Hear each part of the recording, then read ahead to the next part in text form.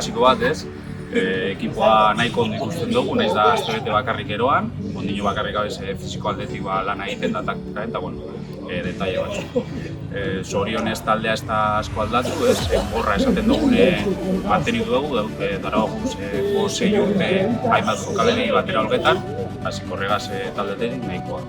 Eta helburu aldetik, topiko bat, lehenik eta behin kategoria mantentzea, eta hortik aurrera, zenbat eta postu gora geratu, hobeto. 5. 6. baino hobeto, eta 4. 5. baino hobeto.